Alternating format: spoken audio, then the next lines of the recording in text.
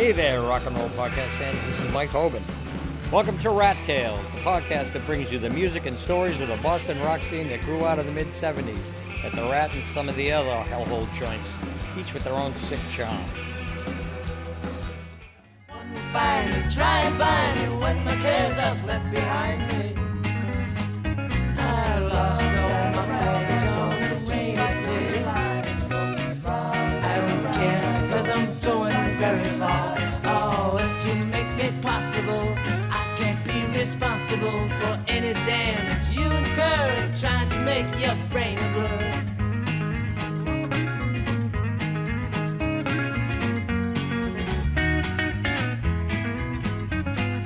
Please don't define me now, just when things are busting out. All the time you hang your signs and cover up what it's about. I lost all my baggage on a rainy day. I don't care, cause I'm going very far.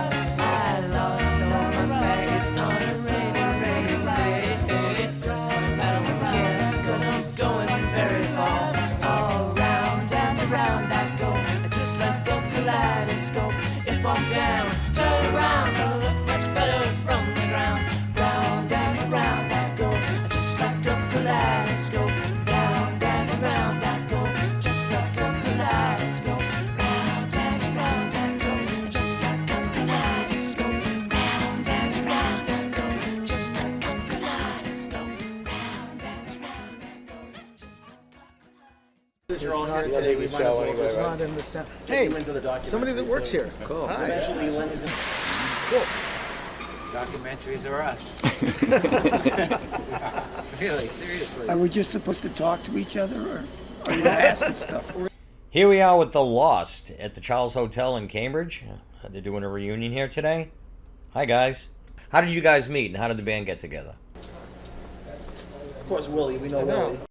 Yeah, I used to play tambourine and the cowbell, the drums, the trumpet, clouds, with the Lost, and piano was played like that. After Gillette, right? Things we did close the vocals. And oh, 3 vocals. 4 vocals. Right, almost everybody sang in The Lost. Everybody but the drummer sang. In both cases, in both permutations of the band. I'm Ted, and Willie and Walter and I formed the original Lost at Goddard College in Vermont in the fall of 1964. Fall semester of 1964. And we sort of let it go over our heads because like we were immediately idolized by the student population. They didn't have a baseball, a football team. They didn't have a basketball team. They didn't have any team. They just had us. So we were the campus heroes. And with that heady experience, fueled by that heady experience, we got a gig actually playing in Burlington, Vermont, which was our first actual professional gig. And it was about, it was a long ways away from the school, but it was a weekly, it's like, what was it? Well, weekly gig, 1 night a week. And in a place called the Caves. Yes. And we thought, it's portents of great things to come. The Beatles started in the cavern. And we're in the cave. I said, we can hardly fail. So after the end of that semester, we all dropped out of Goddard and went to Boston and started to try playing professionally, which we managed to do. And then 2 of the original members, the drummer and the guitarist, went back to school to graduate. 3 of us stayed in Boston, tried to, fill out the missing members of the band. And that's when I found Kyle. We were just talking about that. And I went to Greenwich Village and scouted for a guitar playing. And I found Kyle. It was amazing. It's amazing. It was amazing how we did these things. I mean, First guitar. there was no methodology to it at all. You didn't know Kyle at all? No. I saw him playing at the Cafe Bazaar on 3rd Street.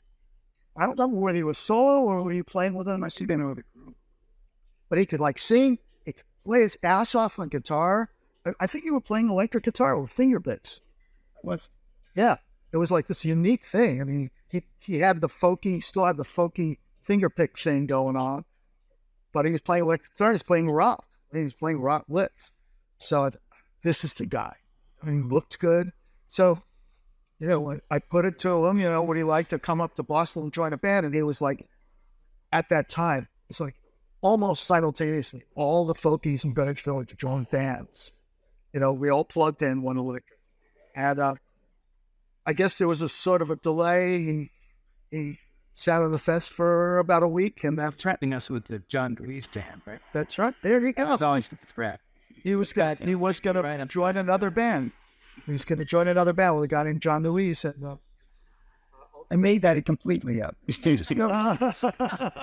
just figure I better have something as leverage. That's who? Leverage. Leverage. Yeah, so he leveraged himself into into our hearts. How'd you decide to base the band in Boston? Most of the other guys in the band, excluding me, I was from New York City originally, but almost everybody else was from the Boston area. Tony Pfeiffer, the original drummer, was from the Philadelphia area, but the majority were from, their families were in the Boston area. And so that's how that happened.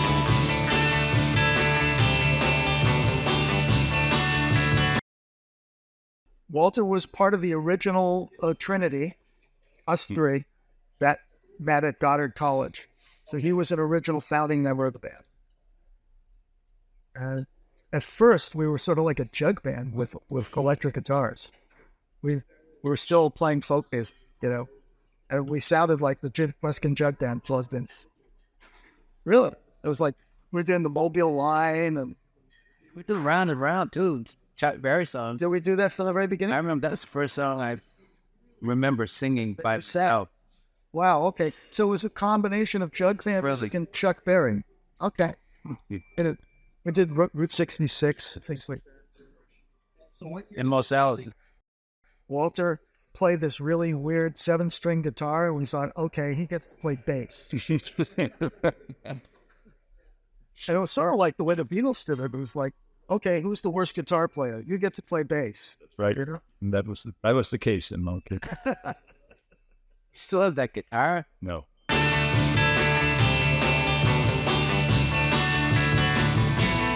They didn't have that term back then.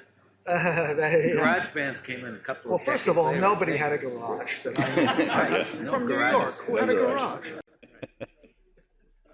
We didn't have a car, mate. Yeah, exactly. Nobody drove. Nope. Who were your first musical influences? Willie, were you influenced by jazz? I was playing jazz in high school. You know a lot of jazz stuff. Yeah, and in fact, the drummer that we ended up getting, Lee Mason, who is absent today because he lives in Florida, he was a friend of mine he went to prep school in Manhattan, Trinity Prep School, and I hung out with some of those guys. They were all sons of the rich and famous. Lee's mother was like a Park Avenue socialite. And he played jazz, and he actually took lessons from Elton Jones, who was Miles Davis' jazz drummer. Miles Davis and John Coltrane's drummer. Yes. Right. Not Miles, just Coltrane. Out to go. Oh. And I was trying to be a jazz guitar player. Terrible. I wanted to be a jazz drummer terrible. probably back then. Yeah. Willie was a jazz hippie too. So we sort of we go back to like pre-hippie days and almost beatnik times. You know, we were sort of like teenage beatniks. The beach. Yeah. And, you know, I played a few high school dances and things like that with my jazz buddies. We played rock and roll for money sometimes. So we would play old rock songs at high school dances. Willie, It's all in the eye of the beholder. Yeah, I was trying to play jazz drums.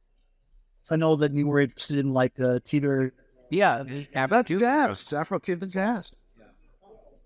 He played. With the name Willie Loco. Hanging out with those guys. Yeah, he played congas and all kinds of other percussion instruments. And then he turned me on to like Afro-Cuban jazz, which I thought was. I thought I heard a guy at play. Yes, I love it. It's music. What we consider jazz. No, it's Yeah, there was a Oh, you're kidding, really? funny, but I like straight Afro-Cuban music without the jazz. To wrap this up. Silly Cruz. Well, heroes like Tito Puente, guys like that, incredible. Got all their autographs. Yeah, much later in life, I got into Afro-Cuban jazz. I'm a big fan of it now. Can't beat that group. We tried to play some sort of Latin things at the Lost. We had no reason why. We were heavy on cowbells and things. That when I wrote That's the report, no reason why that it was Afro-Cuban jazz that inspired me to write that song that had that. Right. I heard that break in some Afro-Cuban records. I was using Afro-Cuban break For that song. lots of So it bands. was predating Santana as a fusion between Afro-Cuban and rock. Another source from Here's No Reason Why.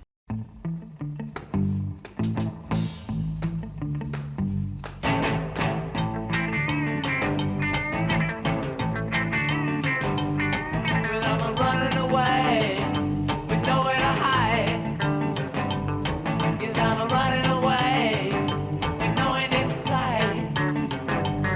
Well, I'm running away with nowhere to hide. That was No Reason Why, written by Ted Myers and released as a single on Capitol Records in August of 1966. The first psychedelic band. That's right. We had a Colored lights lit inside up. the drums. If they were good to us, they'd turn off the lights. No, but If we were good boys. do you remember what inspired us to go become psychedelic? We went to Our failure. we went and saw Dr. West's Medicine Show and John Band, Norman Greenbaum, at the Tiger's Tail A-Go-Go in Revere. Come on, they all went. Okay. I'll take your word for it. And they like body painted themselves with iridescent paint and turned on black lights and Never did that. no, but they did. These people were from San Francisco. Right. He used to write jokes for Allen Ginsberg, man. Greenbaum, Yeah. Is that right? Okay. Yeah. That was part of his deep, dark past. They had a hit with the song "The Eggplant That Ate Chicago." Oh, that was any time later. And then he had that other one with that blues lick. Right, but we saw them before Got a farm. before they had it. Really? I wasn't the two guys. Oh, you were? Spirit in the Sky. Yes. Yeah. That was a big record. Right. But that was after we broke up as well. Oh, Spirit in the Sky was much later. That was after he went under his real name, Normal Green. But I remember seeing him in Revere. I remember the name of the club, but no, I don't. I get feel like go-go. Yeah. I have to even say it with that accent. Did we play in Revere once? They said, sorry, guys, enough for our crowd. We had like a 3-night stand, and they let us go after the first set. That could be any of our 100. I know Harry's early bands, the Mods or whatever it was, they played out. Yeah, there was that band from Newton used to play it. There was a circuit.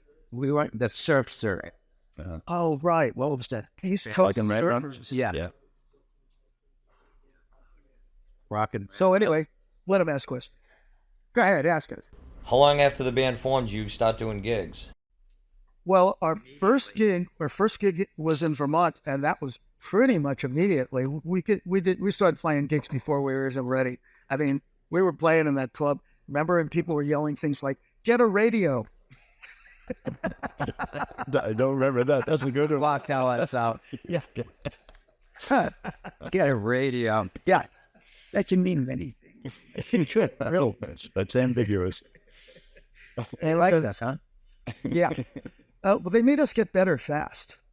They whipped us into shape. There was a lot of So we had to play a lot of songs they knew, right? Yeah, we learned a lot of covers. We covered the Beatles. I remember playing "All My Lovin'" by the Beatles. The left clink man. At that club. Yeah. And there were a lot of college students at that. That was a college hangout for UVM, right?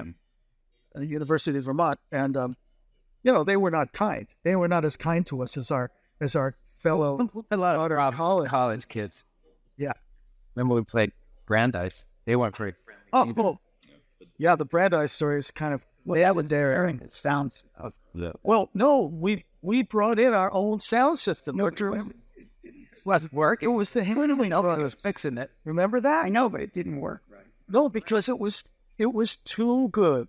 It was the Woodstock sound system inside a college gymnasium. You realize what that is a recipe for? They also wanted West Years instead of us. No, it was That was the part of the Blues problem. Project. They wanted the Blues Project because I think Danny Kalb had gone to Brandeis. Yeah. One of the Blues Project. Now, right off the bat, they hated us. Right. We walked on. They had this was from They were walking out in a row. What did I do? Danny says, for our last song. well, our last song came very early in the set, as I recall. It certainly did. But did you read it? Did you read the thing I posted on Harry Saylor's website? Harry Saylor's got a website that's kind of a Boston Museum thing, and I wrote a little. Right. It's like a technological. It was called Lost. It was called Lost in Sound, or I don't remember. Heirs Apparent. I just remember I can't remember, but like the Supremes and King Curtis and all Yeah. the heroes, and just like these idiots are blowing us off the stage. My mom was there. She had kids from a daycare center, and they were digging it. And they go, I don't understand why all these people are leaving. My neighbor called me Robert Island the next day and said, what happened at... Are you kidding? Bad news stuff was fast. Right. And the thing that killed me was before the gig, Corey was telling us how important it was. Yeah. Corey. Yeah. And afterwards, just like a politician, he was beautiful. He's gone, no, doesn't mean a thing. Al Corey was our regional frontman from Capitol Records, the guy that discovered and signed us to the big label. That's great. That's so Al Corey. Yeah. Where did that happen? Where did you first meet him, or when did he approach you? Fred. It was through our illustrious agent who was our de facto manager, Fred Taylor, who had HT Productions on Boylston Street. He is still a legendary guy in this town, and he owns and books Scullers. And he's pay no attention to the man with the ice money.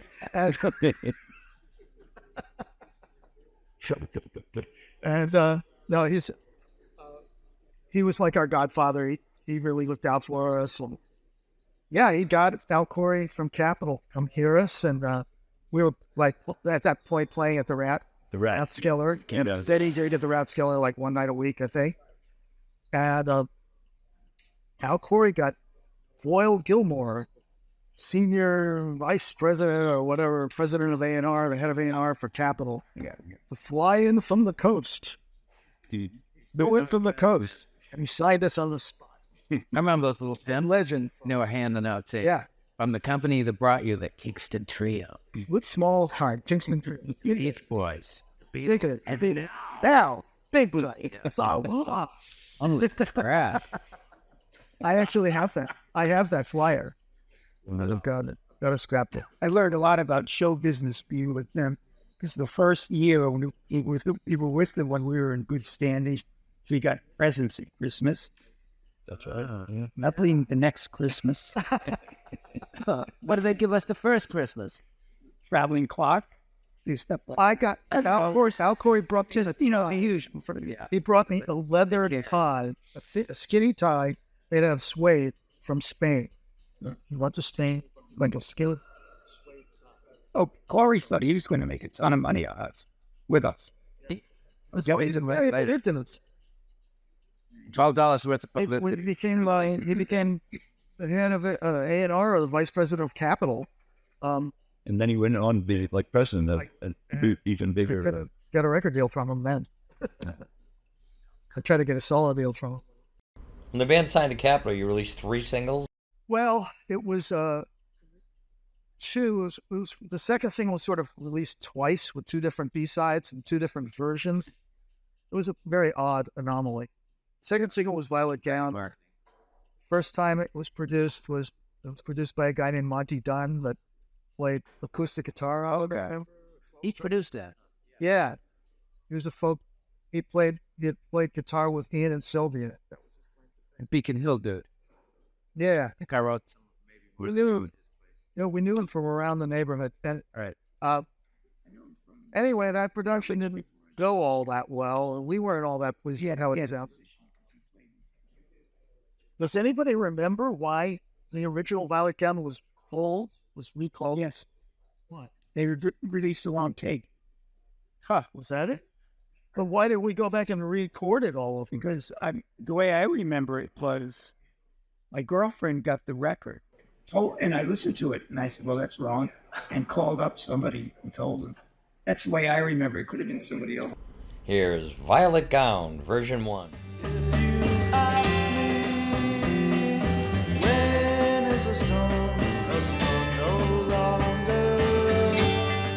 I would tell you, love is a storm 1,000 times stronger. If I told you. I've heard so many different stories about why that version was pulled. That Capitol decided they didn't like it. No, it was the wrong thing. We didn't. Yeah, that makes sense to me. Yes, but then they would have just redone it with the right take. They wouldn't have paid for another session. No, then they that bright idea to bring in Jerry. But then they brought in this producer, this guy from New York, Jerry Keller. There was a great R&B producer, that guy. Yeah, He wrote some good tunes. he was talented. He definitely was. Anyway, I think he made a superior version. I mean, I think the second recording of it, partly because we already had some ideas about how we wanted to do it. Yeah. And so we redid the song altogether and put another song on the B-side. Here's Violet Gown, version 2. If you asked me, when is a storm no longer, I would tell you, love is a storm 1,000 times stronger. So there were technically 4 singles, I guess. Right, almost everybody sang in the Lost. Everybody but the drummers. Those were the days. You can make Elf presentations of the band. Yeah, they get on the drum, Ted.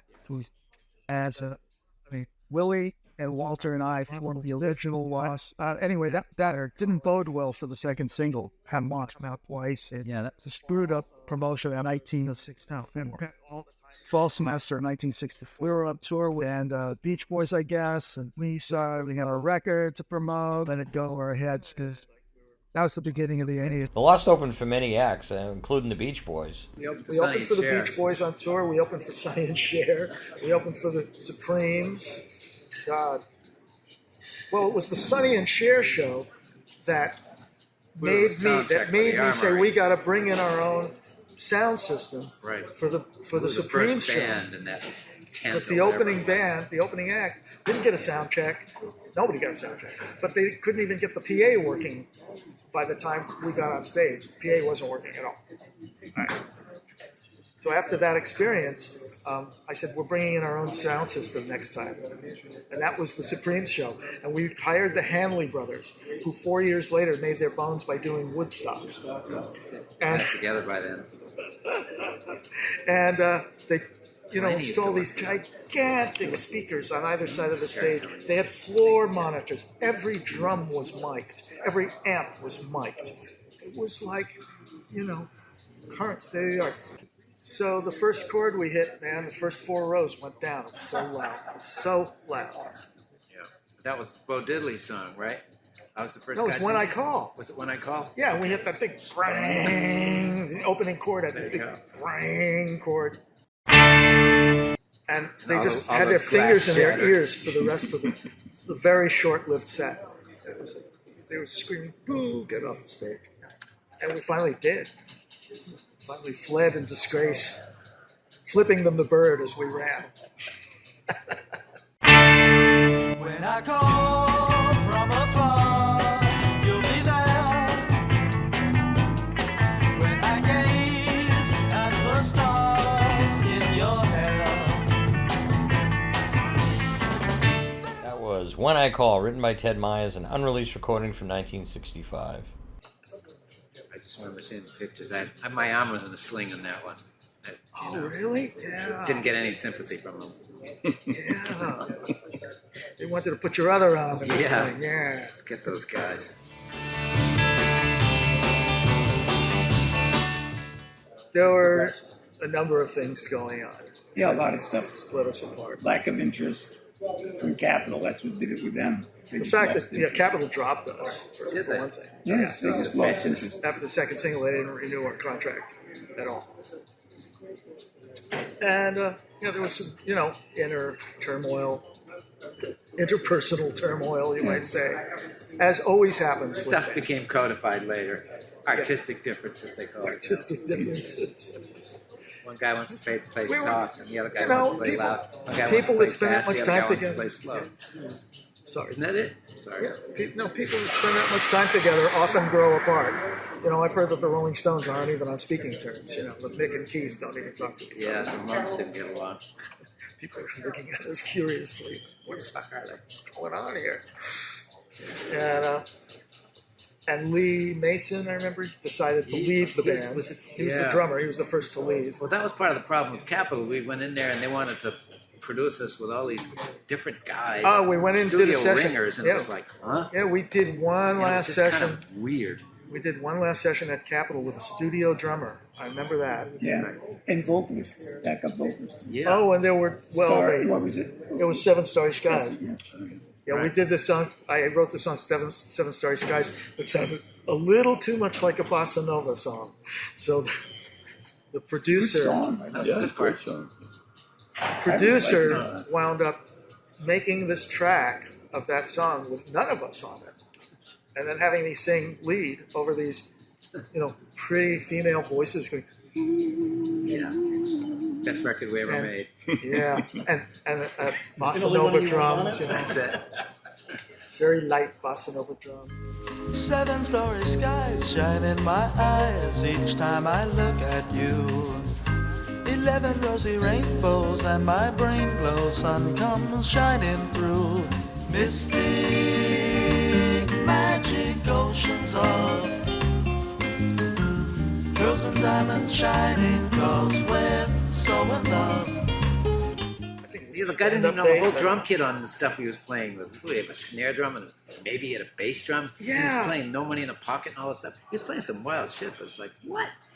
It wasn't like Lee. He knew where he was at. No, I know. It was terrible. And that drummer, we did Kaleidoscope, and you couldn't even hear the drums on that. So made it more folky, I guess. That could have been a follow-up single to Maybe More Than You. I couldn't crash a party, so I broke down and I cried. If I tried to hitchhike, you're the type don't give a ride. But I've got the right to, I've the right to, maybe more than you. I'm the one got busted on the rider that you threw.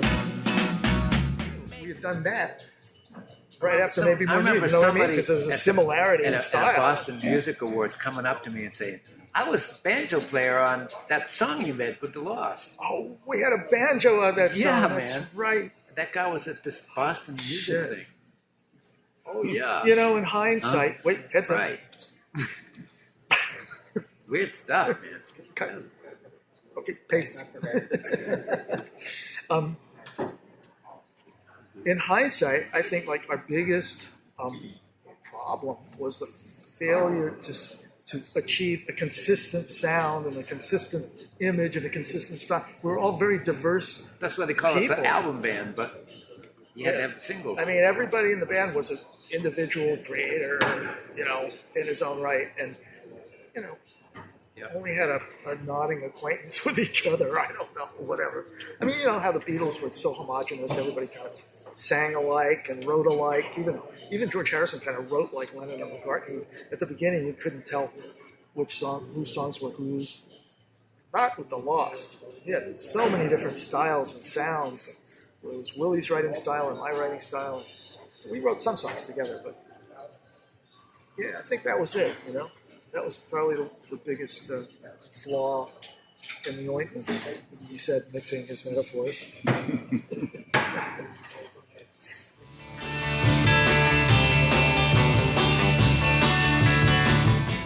The Rat was the first one I remember before we got signed to Capitol, and in fact, The Rat was where we got signed to Capitol. I'm sure there were other gigs. There were college. I think we did some college frat gigs. houses and stuff, right? Frat houses and college dances and stuff, and mostly, people received us really well. CYO dances. Who was it? It was Walter. I think you told me that Our very first gig in Boston was for a Navy, some kind of a group of naval guys. Officers Club down on the naval base. I can't remember that. Club on a naval base. It was our very first gig. Yeah. With this agent named Bob Penza got us that. Yeah, gig. right. Before we met Fred with Taylor. that group at the time? No, that was not. That was before you were with the group. That was with the original Really? group with Tony and Hugh before they went Ringo back. thing on his hi-hat. Yeah, before they went back to college. Anyway, that was the first and only gig we did with that lineup, I think. Now, did we play in a joint when we first got here? It was like off of Boylston Street, some little club, and supposedly Screamin' Jay Hawkins had played there or something. It was the first Penza gig or something. Bob Penza. He was our agent for a minute. Yeah, for a minute. before Fred Taylor. I don't know, maybe. But anyway, I'm just trying to remember the name of that club. I think we were generally pretty well received when we were on stage, but when we were walking down the street, people would throw eggs at us. I mean, literally. You got insulted all the time. Sorry, no problem. I mean, tin cans. We could think all kinds of garbage and debris thrown at us from passing cars.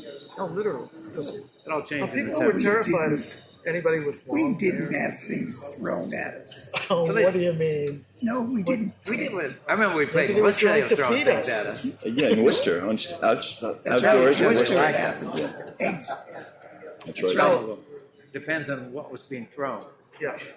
Well, at Worcester, the girls liked us so much they were throwing their underwear on stage. Yeah, we had a hit at that point Yeah. out there anyway. Yeah.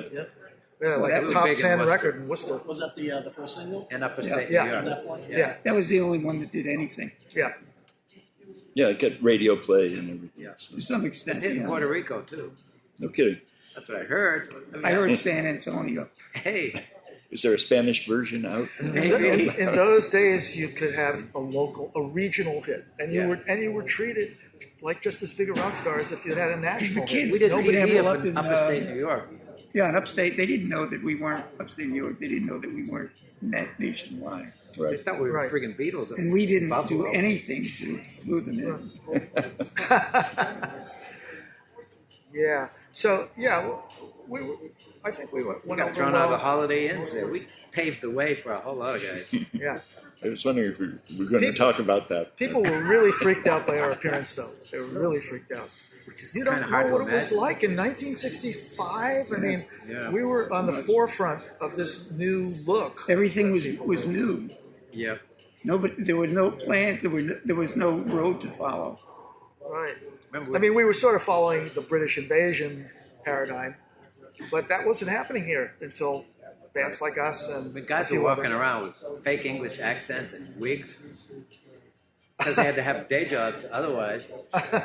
You know. To me, at that time, for example, the winter 64, 65 in New York, and then in the spring when I came to Boston, was the most magical, pure time for about a year. Yeah. And then like all things, it went south. But at that moment, it was, Because the music It was was the changing music. and getting Yeah. really and exciting. it was exciting. Yes. It was incredibly exciting. It was an amazing time. Creativity was Yeah. Everything the was most new. important. Yeah. Yeah, but I guess the Beatles would really overshadow that whole period. So Oh, was yeah. it everybody following them, dressed like Well, no, not in the. I was. Well, we had boots like they did before we knew about them. You know, the Spanish boots. All the jazz guys were wearing. The first time I ever heard about I'm making the this up. Beatles, No, somebody it's true. told me that I looked like a Beatle. And I was hanging out in Greenwich Village, so I was like growing my hair long and stuff. And I took it as an insult. I thought they were talking about the insect. And then they showed me this picture in the paper of the four mop tops, you know. What were these English dudes copping my look? But, you know, When I was 18, I was at a friend of mine's. His parents were giving a cocktail party, and this very nice woman came up to me and said, "Now, are you a Beatle or a Beatnik?"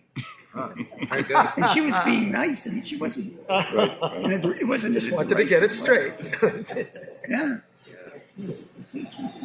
I went from Beatnik to Beatle, I guess. But still, my hair was still going out. Willie never followed any existing styles. Just And my hair created, went down for the created promo his period. own.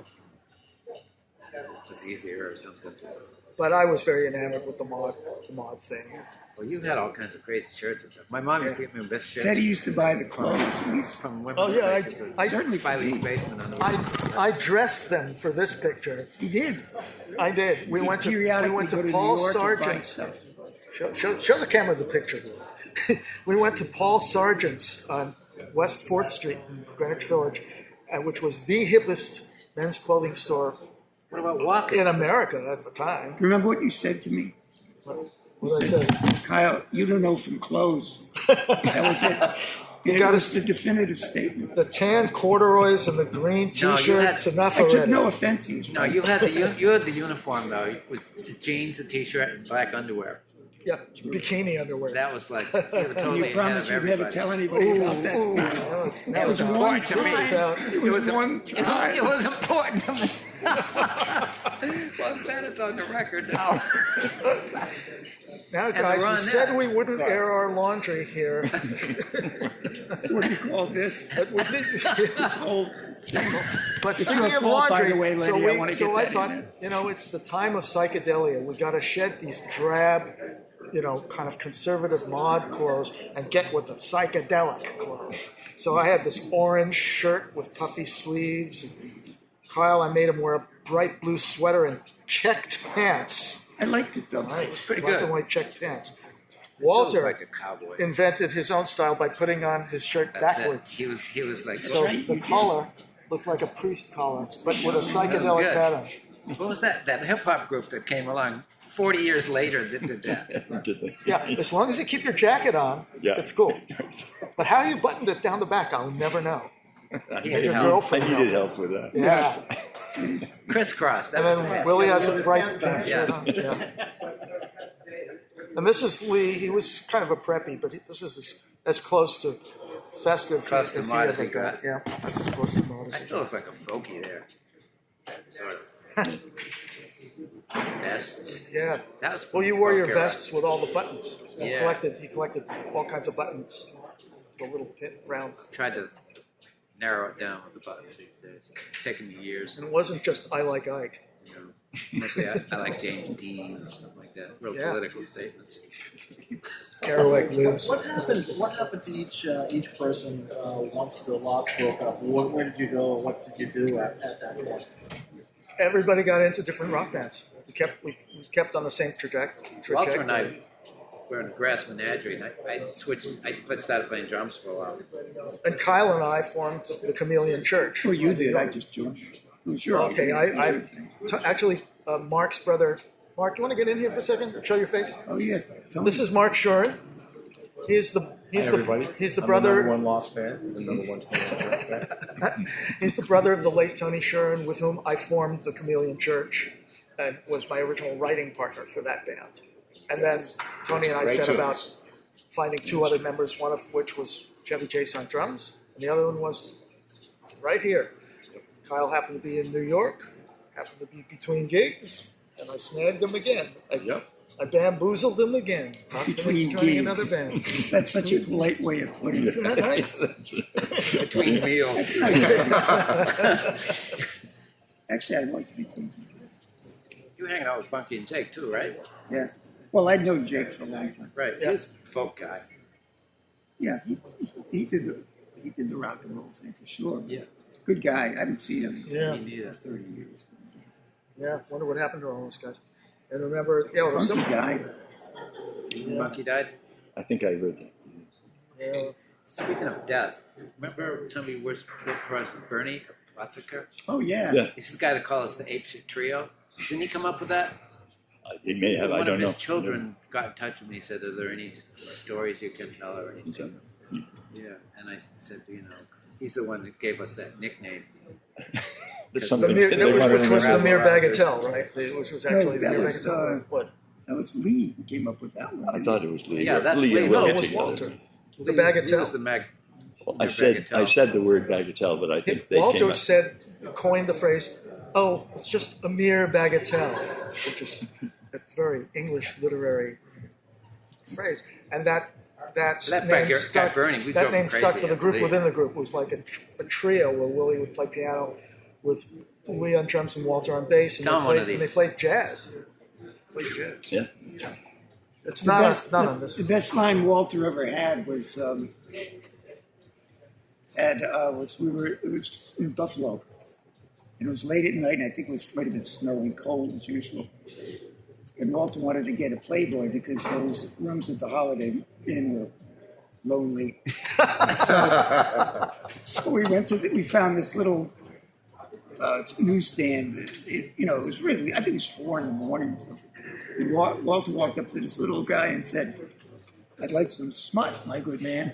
Which sort of, To put it mildly. which sort of exemplifies all that Walter is. And but it was so perfect the way that you put it. I'll never forget that. You remember that? No, I know. It sounds apocryphal to me. That's beautiful. Walter always had a classy way, elegant way of putting things. Always Very correct. unique. Very unique. Yeah. So what else? So Willie and Walter were together in Bagatelle. And Lee. No, well- Grass Menagerie. Well. We had a little trio while we were the Lost. Willie Walter and, Kyle and I would Lee leave would stage go. at a Yeah, certain would just point. go play for a set. Yeah. And they would just jam on this one song, Olay by John Coltrane. Yeah. And some of Willie's stuff, didn't they do something? I think we just did one. I think was we had Olay. one song in our repertoire. It was Olay. That was all I it. recall. That's all they allowed us to do.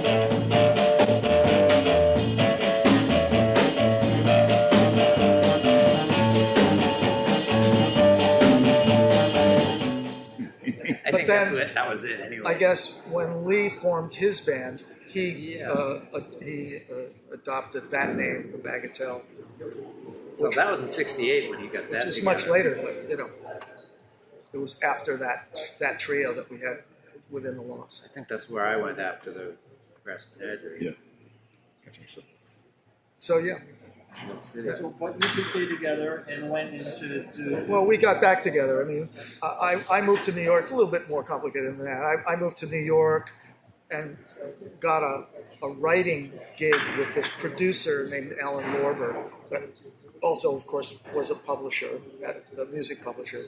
And he signed me as a writer, and he paid me a weekly stipend as a staff writer, sort of. This was after Ultimate Spinach. No, it was before Ultimate Spinach. For me. Yeah. Ultimate Spinach was It sort was of right after the forming. Losties. That's It was right after the end of Lost, that yeah. summer. 67, yeah. Yeah. And then, the Chamaeleon Church released the one album to little acclaim. You have to wait. You have to wait a few years. It was on MGM. This guy, Alan Lorber, had an ongoing deal with MGM. They'd take anything he recorded. And he also was the producer of Ultimate Spinach. And they were successful with their first album. They had like 100,000 copies They sold like 100,000 lot. copies, yeah. back then. And so when Chamaeleon Church broke up in late '68, I guess, Tony Shuren and I, at the same time, Ultimate Spinach jettisoned their founding member and lead singer and Cloud guy, songwriter, right? Ian Bruce Douglas. Yeah. Yeah. They jettisoned him. The band kicked him out. It's a very weird situation. The band and the manager kicked out the lead guy. And, Sounds like the Velvet they Underground. drafted Tony and I to be the new lead singers and songwriters for the new version of Ultimate Spinach because they wanted to, keep Right. the franchise going, so to speak. Yeah. Well, there was still a contract for one There was a album, contract for one and there more was still a album. bunch of gigs booked. See, you remember better than So, I. and you guys were doing it was like $2,000 a weekend. So the money was good, right? We couldn't say no. It was You an offer carried we on. couldn't refuse. And they were great. It was sort of like moving into somebody's house and not being allowed to change the furniture, though, because we And they had had a this. pretty good guitar player named Jeff Skunk Baxter. Oh yeah, Jeff Skunk Yeah. Baxter. He wanted me to join the Doobie Brothers, but I didn't think that was the right move for me at that He point. did well with them too. Yeah, he did. Yeah. That was-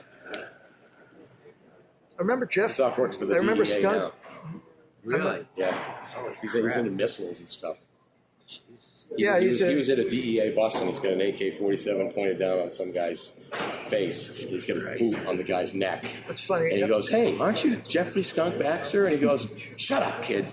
And he goes, I got all your records, all man. your I'm a big records." fan. He goes, shut up. I'll shoot you. So he completely, he's not a hippie You know anymore. who told me that story, that exact story, word for word? Elliot Easton told me that story when I was Guitar at player from Liner. guitars, I could imagine, yeah. So he went off the deep end. He went the other way. Yeah. He went to the dark side. That's what the Doobie Brothers will do to you. I don't know. Of course, he was with Steely Dan too. Right. Did well with them. Well, that version of Ultimate Spinach, the final permutation of Ultimate Spinach with Jeff Skunk Baxter, ultimately You guys did broke Backdoor up. Blues again, too, right? Yeah, Jeff sang Backdoor Blues. But that band broke up because Jeff and a bunch of the other people in the band were busted for pot Yes. on Commonwealth It's Avenue. Some practically kind illegal everywhere now. of a hippie pad on Commonwealth Avenue. And and while they were pending trial, I blew town and flew to California, and I never went back. Yeah, right. There's a warrant out for you. It's a good Yeah, really. I wasn't at that soiree. That's all right. You went But with that. it's kind of ironic and funny because Baxter came back as an extreme right wing. Yeah. You know, Very strange. he was sort of became a Ted Nugent in his Yeah. own way. Oh, He's not very popular. He didn't do anymore. time though for that. I'm sorry. He didn't do time for that. I don't think anybody No. did time for it. no, No. nobody. 1969. Hey, who's being interviewed here? Just trying to help. If I get a funny look on my face, like I don't remember it, then you can answer.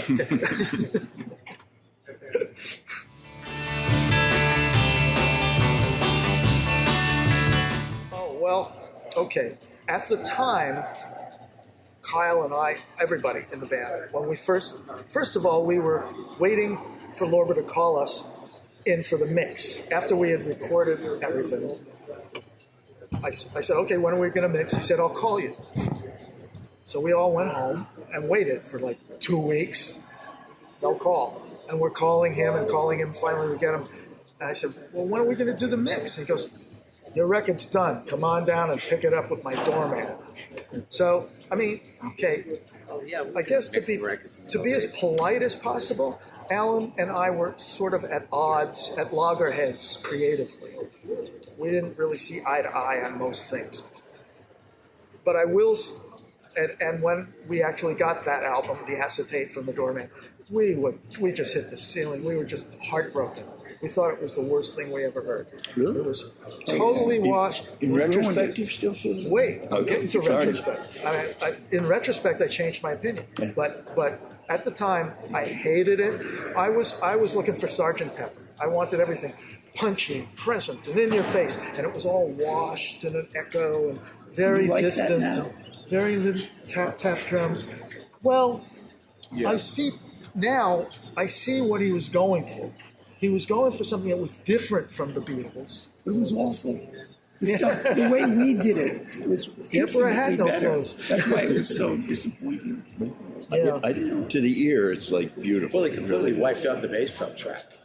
Yeah, Wiped it that's what I out. heard. Yeah. There was no The whole rhythm Yeah, section. the is rhythm gone. section didn't have the punch that we wanted, but there was something weird and ethereal about the whole thing and floating. Yeah. That's in retrospect. If I just listen to it as a complete objective listener, not the creator of the music, I see what people like it. I mean, Yeah.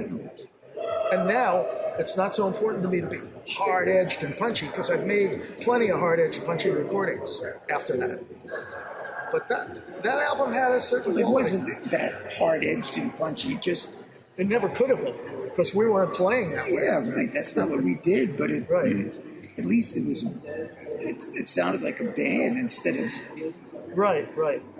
Well, there was I think something it sounds unique. like Muzak or something. Yeah, we thought it did. Yes, I- But there was something unique about it. It was soft rock before that phrase existed. Right, Yeah. right. Which is not what we wanted. No. But those arrangements were awful. Those string parts. The string parts, yeah. The concertina. Well, I hated it when I heard it. I had something else in mind when we created it. But when I kept an open mind, I thought, there's something unique about the way he approached the stuff. I don't know. He did arrangements, incidentally, put on arrangements that we never heard until the album was done. So That's not a good way of working, certainly. But Not democratic. It was not a democracy. I've got records like that. It's taken me 20 years to lighten up about. Yeah, I mean, Willie was talking about a similar experience that he had. Change your arrangement, which Yeah. is ultimately better than anybody else's judgment, whatever. It's taken me a long time to listen to the other side. Right. It takes a leap to detach yourself from your original preconceived notions of what something should be and what you wanted it to be. And once you do You gotta listen that, to it like it's somebody else's. Right. And you can after forget, oh, that's me. Oh, yeah. Oh, no, I get it. right. The world isn't waiting for you to start living here. No one can show you the way to go home. There's still sense in seeing a reason for giving here. 'Cause everyone's life is a part of your own. There's no point. And I guess it's when I met Steve Stanley in LA, who was like the world's number 2 Chamaeleon Church fan. Oh yeah, this is guy. Yeah, I met a guy. He knew it. And he's a DJ. I'm not kidding. I'm serious. He has a show, an online radio See how show music is just going so called Now Sounds, and he plays the 60s soft psychedelia. And for him, this is the number 1 album ever made. No, the I tunes mean are it. great. Don't get me wrong. I love the tunes. Yeah, And the performances were there. It's just that yeah, yeah, screwed up. yeah. Well, And that Why do you- luxurious in show a you kindly did way was was awesome. pretty nice. Remember that In a luxurious kindly show? way was nice. Luxuria, Yeah. that's Steve Stanley. Yeah. Luxuria I Radio. got the whole thing on CD. That's a great Oh, tune. cool. yeah, it is. That's great. I just like that so much. Chameleon's changing. Great, great. That's a classic song. That was the 45, right? Chameleon's Changing. That was the single. Yeah, that was great.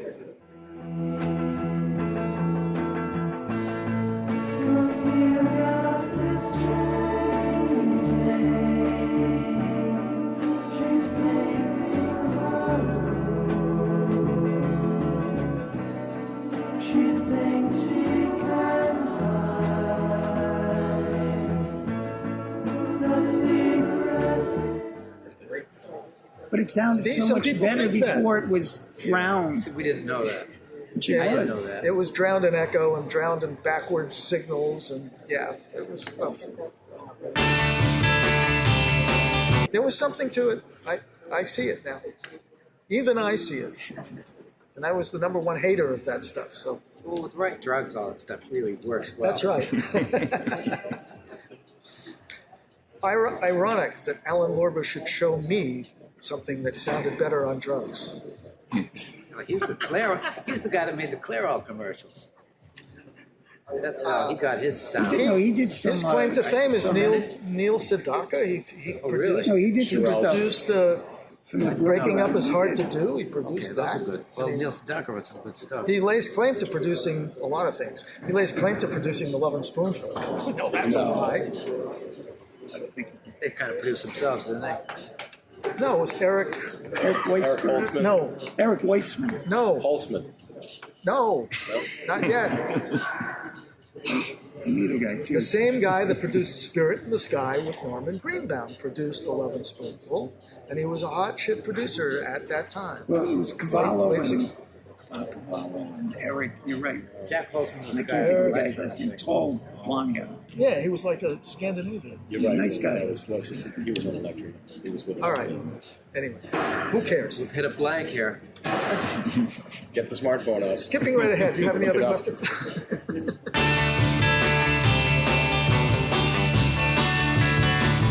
Nada. Chameleon Church of the Lost. No, Chameleon Church. Still on This guy's a Chameleon Church fan. You can tell. Really? Yeah. you, him, and Steve Stanley. He's going to hang out. Well, there's tons of internet stuff Yeah, saying this is one of the Okay. most underrated albums ever. yeah. There you go.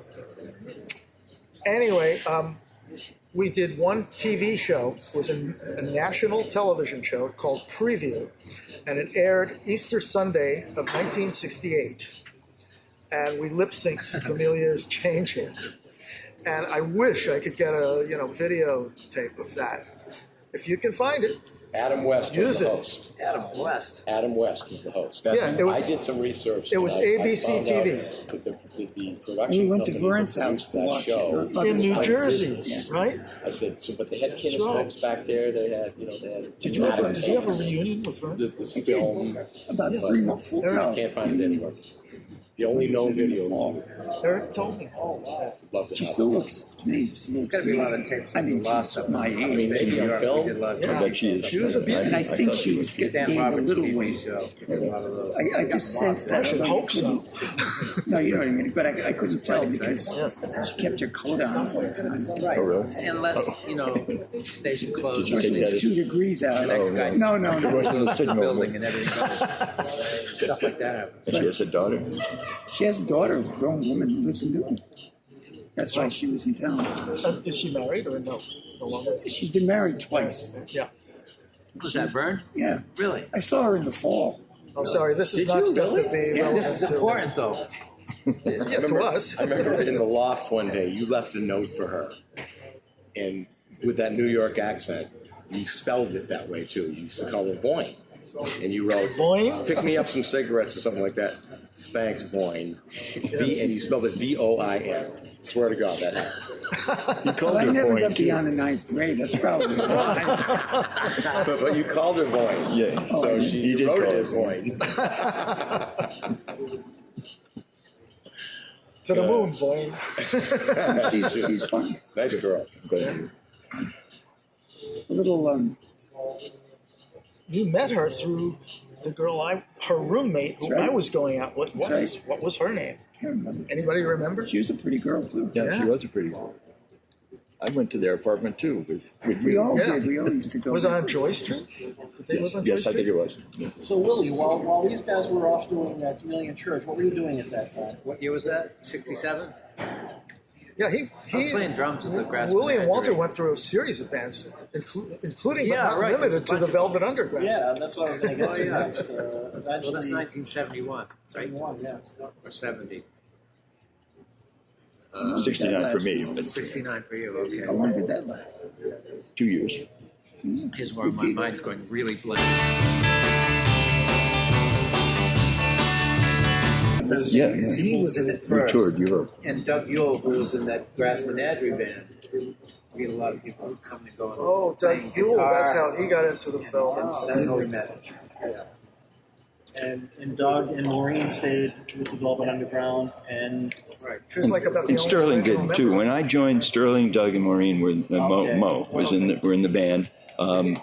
Lou had just stormed out of the group. They had an album coming out, Loaded, and a bunch of gigs lined up, and they needed a fourth person. So Doug moved up to Lou Reed's position, and I took over on bass and backups. And yeah, we had a lot of jobs, and we went to Europe and. Willie was with us by that time, because Sterling, I came in as right? Willie filled in for Nico. Sterling had applied he had gotten his master's degree in literature. He had applied at University of Texas at Austin, and a bunch of other places. And we happened to be playing in Houston. He called him up, and they said, "Yeah, we want to hire you." So he just left the band, and we had a gig. We had a gig at this big outdoor festival in New York on one of the islands. We got helicoptered over there. Maureen was like, "Oh," she was so afraid of that. So we did it as a 3-piece. We hadn't pulled Willie in yet. And Mitch Ryder and the Detroit Wheels were on the bill, and they did Rock and Roll, the Velvet song, which was a really nice kind of tribute to. Yeah, that's great record. Which tune was it? Pardon me? Which tune was it? Rock and Roll. Lou Reed had a hit with Yeah. that later. Jenny said when she was just 5 years Oh, old. yeah. One day she turned on the radio and Great song. music. Nice to say, like rock and roll. so once Willie was in the band, you guys did continue touring. Yeah, Yes. we did a Midwest thing, Vancouver and Canada, and then we had a week off or so, and then we went to Europe, mostly England, and tried to play in Holland, but they wouldn't get us. We couldn't get there to the gig, so we had to go around. Something about the luggage, or I don't know. What about John Cale? Was he out of the band way? Yeah, Was he the first one to leave? I remember somebody thought I was John Cale at one of those shows. Because we'd start off the gig with like singing the Andrews Sisters song or something. So did anybody? Was there any like little boys in the Emperor's New Clothes going, "You're not the Velvet Underground"? I think there was a little of that. I mean, it felt kind of like a ghost band, but I was like playing with my Boston friends, and it was just a new It was pal. just like my version of Ultimate Spinach, you know. It was, Yeah, like it was almost a little nobody strange. from the original band. But it's like people who were hungry for the name, I guess. So, I mean, I said, yeah, I'll join, but you guys got to change the name of the band. I mean, Louis not in it anymore. Yeah.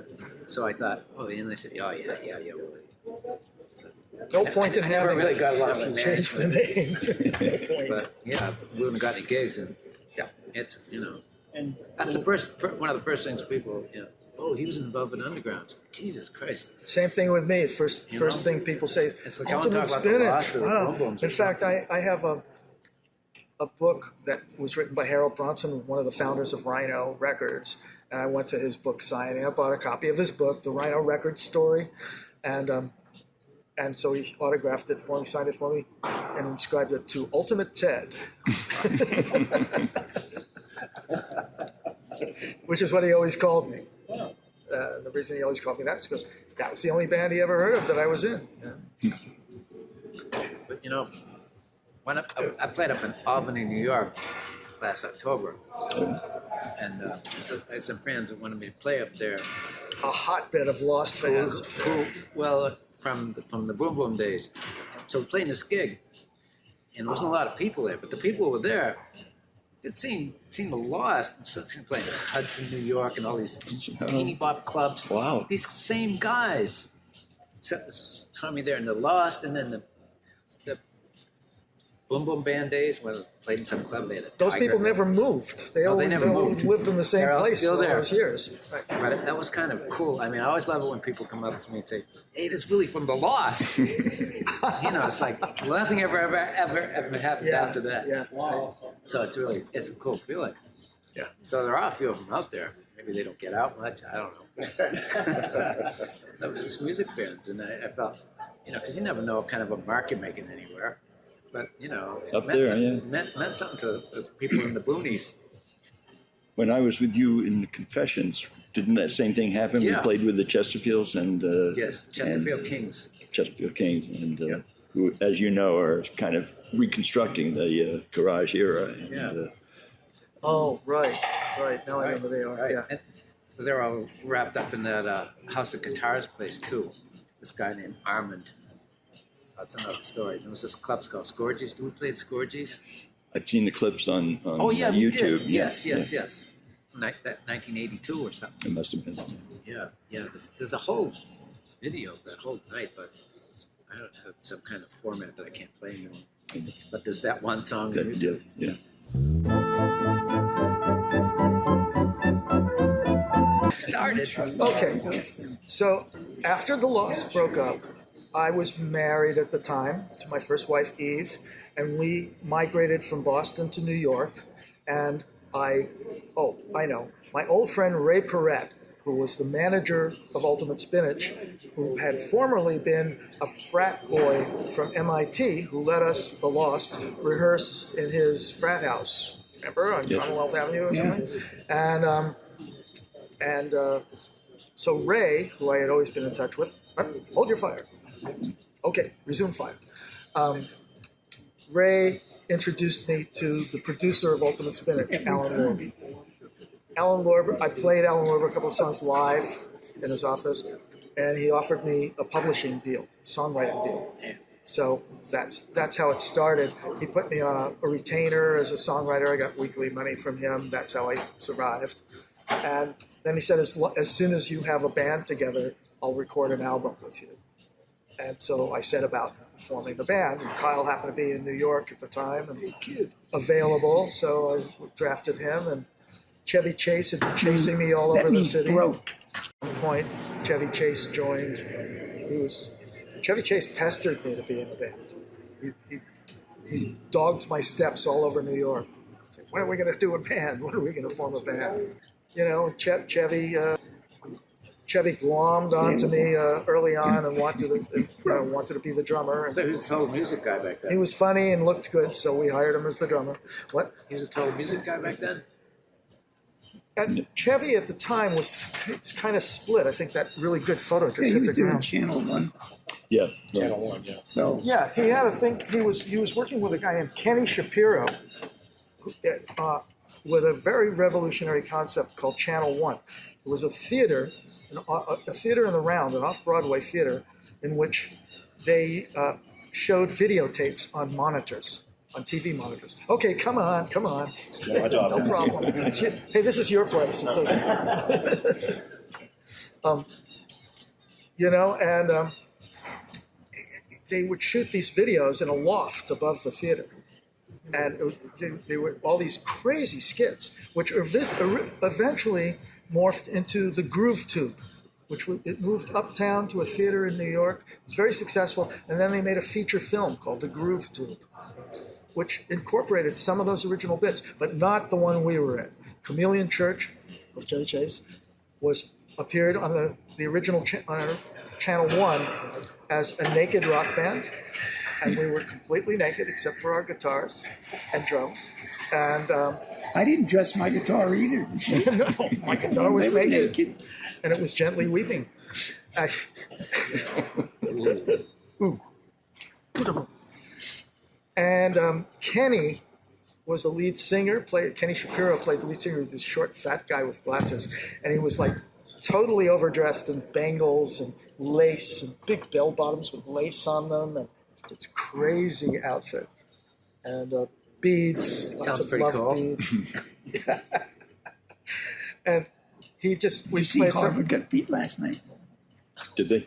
Oh, that's too bad. So No basketball. Because No I'm basketball. I heard Doof got beat too. Wait, a brief pause while we discuss that. No, it did.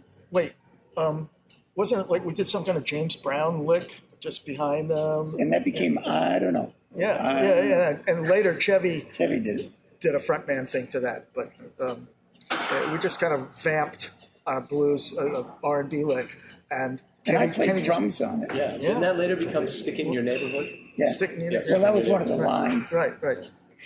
I would very much like to smell your underwear. Wow. Remember that? I didn't say that. That's Chevy Chase. But Kenny was the original lead singer on that.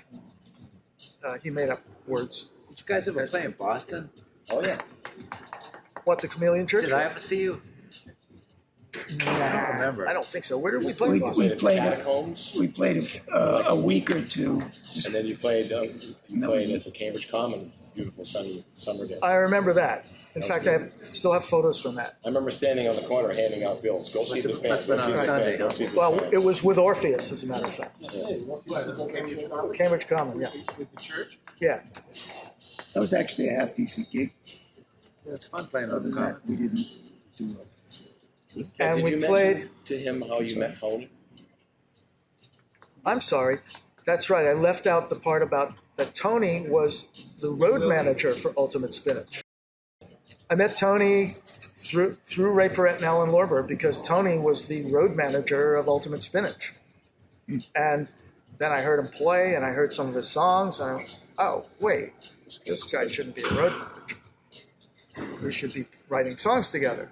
And that's when we started writing songs together. And I guess he moved down to New York and we started writing. I had a big loft on the Lower East Side. We had a rehearsal space there. And the rest, as they say, is history. It is now. Or a mystery. All I remember is we had a one night a week gig at the Rathskeller, and boy, were we ever happy.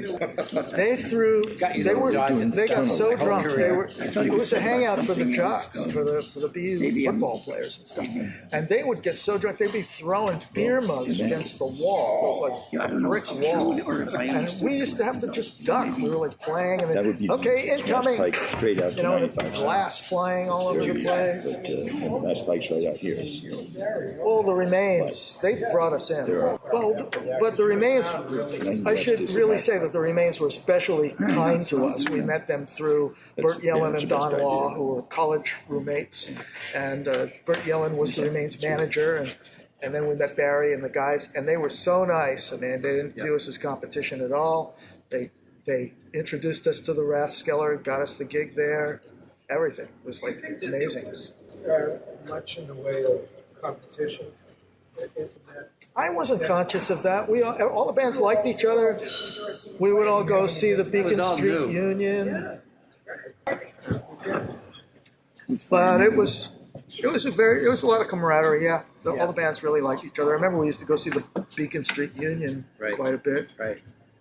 And of course, the Remains. We were at their gigs all the time.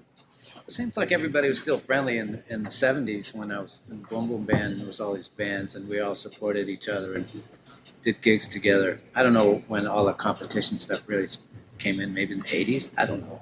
Maybe I'm just talking through my hat. Maybe there wasn't any.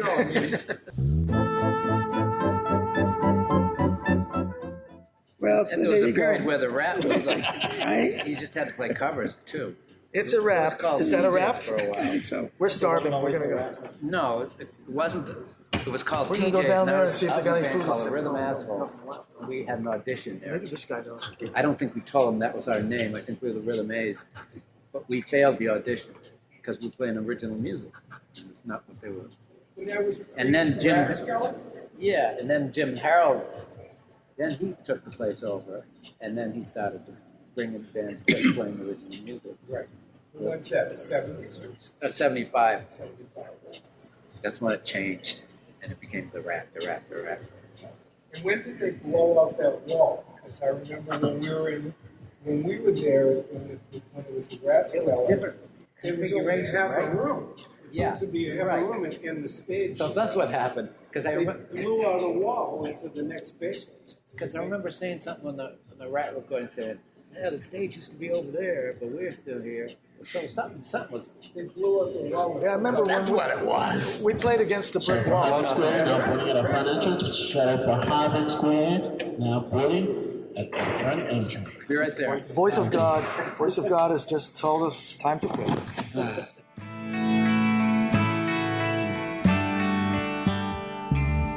Love will die and hearts are broken all along the way. Butterfly on your right shoulder, honey, how could you be bolder on Mass Ave? With your ass up on the bar, kissing strangers by the hour, really late star, yeah. Oh, in the bars all night, in the morning, such a fright on Mass Ave. I wanna love you while I can, babe, before I become an old man. Thanks for listening to Rat Tales, Boston Rock Stories. Rat Tales is produced and directed by Lenny Scolletta and Mike Hoban, with a huge thanks to Medford Community Media in beautiful downtown Medford, Massachusetts.